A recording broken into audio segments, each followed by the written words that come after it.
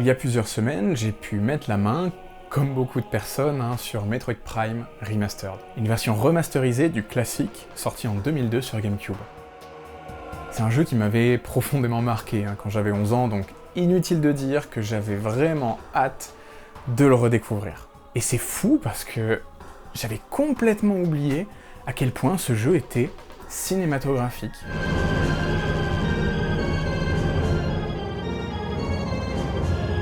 Alors non, je parle pas de ça. Non, au fil des années, même si le médium du cinéma et du jeu vidéo se sont de plus en plus croisés, avec l'apparition notamment des cinématiques, j'ai toujours eu tendance à croire que l'on se retrouvait face à une impasse.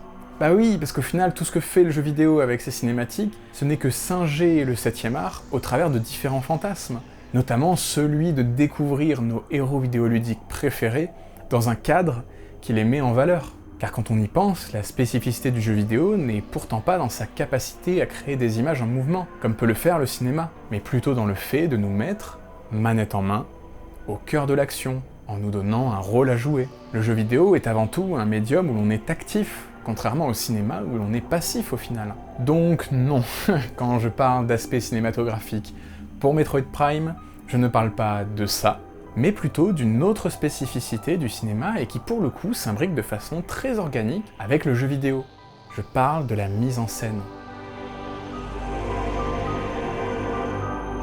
Au démarrage du jeu, on suit Samus Aran, une chasseuse de primes, qui cherche l'origine d'un signal de détresse.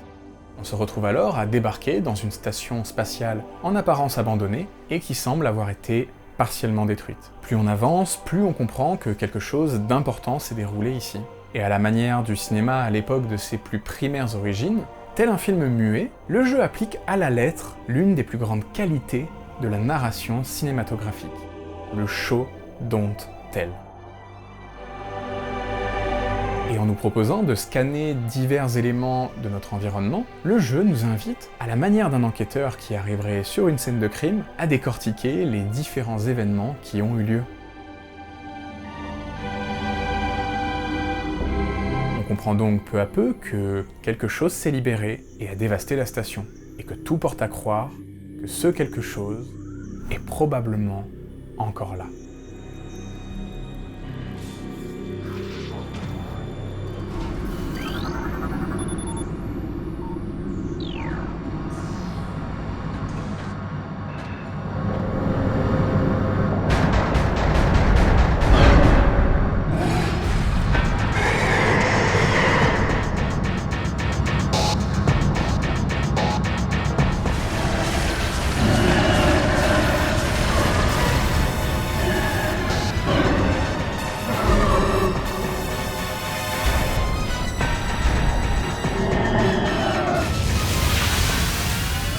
Et là, c'est la panique. En détruisant cette créature, on se retrouve à déclencher la destruction de la station, nous poussant ainsi à fuir.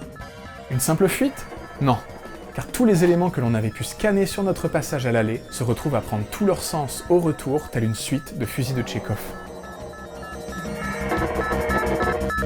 Parfois, le jeu nous laisse même quelques secondes pour mieux nous laisser comprendre où l'on se trouve dans ce labyrinthe interconnecté.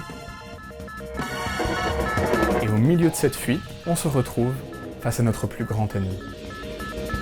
Prisonnier des câbles et désormais libéré par la surcharge du système.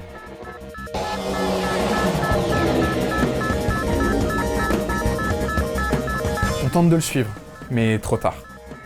Il s'échappe et vole vers une mystérieuse planète qui finira par être notre lieu d'aventure pour quelques heures.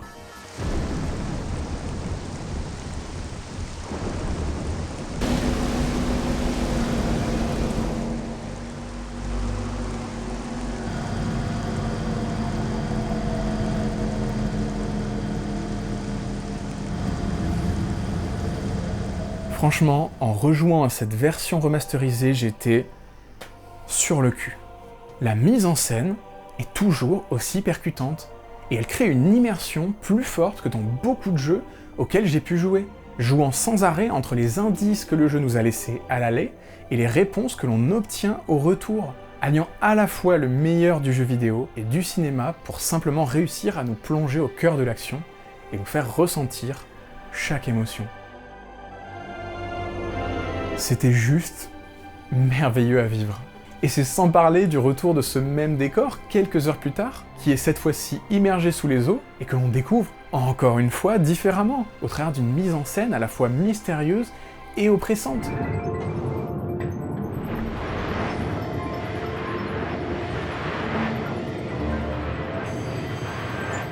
Mais en plus de ça, il y a quelque chose qui m'a frappé. Le jeu semblait être le même qu'à l'époque, comme si aucun détail n'avait changé. Alors bien sûr, quand on compare les deux versions, les différences sont très nombreuses, et le travail effectué est d'ailleurs magnifique. Mais au final, tous ces magnifiques détails que la version remasterisée a pu ajouter, dans la version d'origine, mon esprit s'était chargé de les créer. Et il les avait créés justement parce que la mise en scène et les informations des scans nous donnaient tous ces détails qui n'étaient pas visibles dans le jeu, comme un moyen d'utiliser intelligemment le gameplay du jeu pour pallier aux difficultés techniques.